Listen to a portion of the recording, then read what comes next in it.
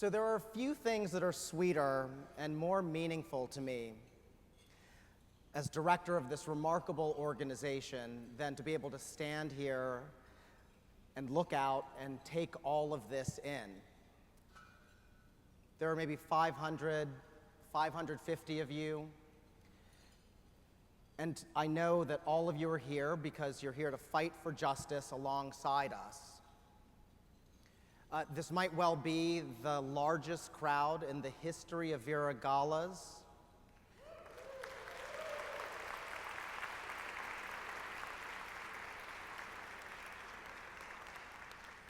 Unfortunately, the National Park Service is not here to take pictures. So you're just going to have to believe it.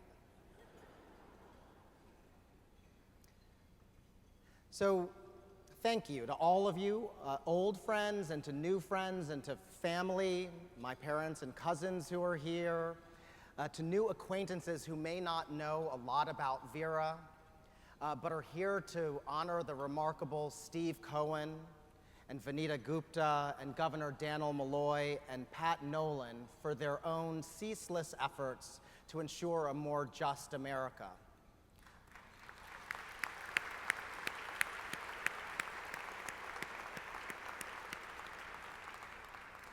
Welcome. And finally, thank you to the remarkable Gala Committee, whose members also worked tirelessly, ceaselessly, to make sure that tonight would be a success.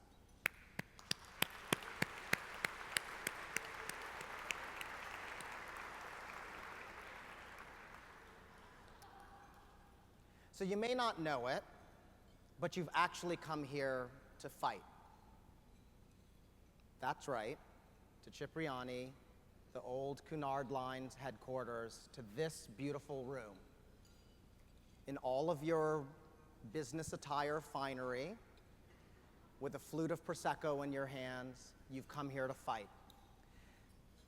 And it's true that there's not a boxing ring in the center of the room, but you're here to fight. About what, you might say? For what? For this.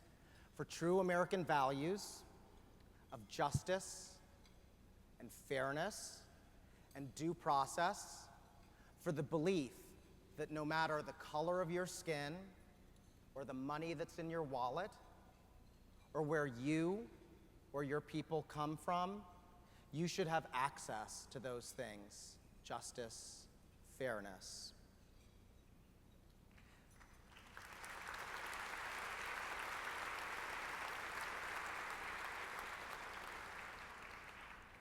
That's what this country stands for. And you're here to fight for people for whom the justice received is not nearly what it should be, not nearly what they deserve, and not nearly what is the promise of America. In short, you're here standing up, fighting for your own values. And you're here in support of Vera's work. And here's what that means: that we're closing incarceration's front door, diverting thousands of people in Philadelphia and New Orleans, Oklahoma City, Spokane, Washington, from crossing the threshold that delivers more ruin than restoration. That we, together with a remarkable set of sister organizations, advocates, and the elected leaders of New York, have committed to an ambitious and visionary plan that will lead to the closure of Rikers.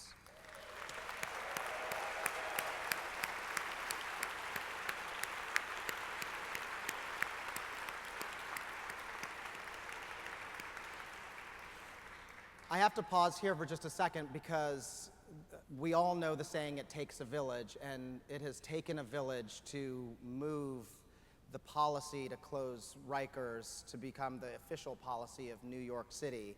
And there are a number of people in this room who deserve credit.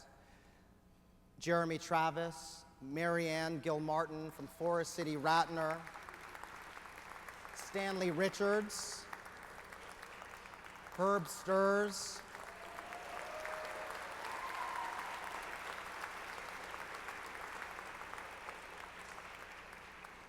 and Glenn Martin were all members of the Lippman Commission.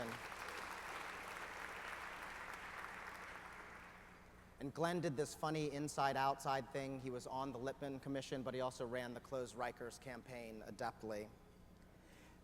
And the staff that supported the commission's work, Greg Berman, who is an old friend dating back from 7th grade and runs the Center for Court Innovation, and his staff there were the quarterbacks. And we at Vera and Forest City Ratners and Global Strategies Group and the Institute for State and Local Governance all pitched in as best we could. And then of course it goes without saying that none of this could have happened without the city and the work of the city, of Liz Glazer, who is the Director of Criminal Justice, who without a whole lot of fanfare has pushed the city to drive the population of Rikers down, identified goals 3 years ago and has pursued them relentlessly. We all stand on her shoulders, and we will all do this work together for the next 10 years. So that's what you're here to support and to celebrate. And you're also here to celebrate the fact that Vera is helping, doing things like bringing college education back to students in prison, 12,000 of them in 28 states across the country.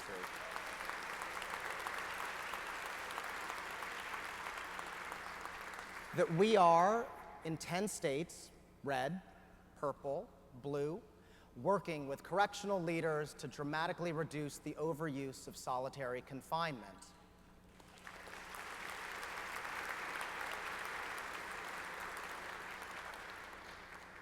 And that we are, as we speak right now, uniting mayors and city council leaders across the country in a first ever national network to stand in defense of immigrant communities by putting local dollars into representation for poor people facing deportation.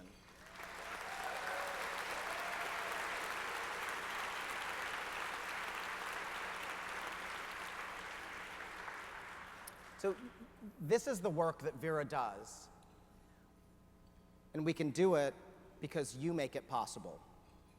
Thank you for standing with us.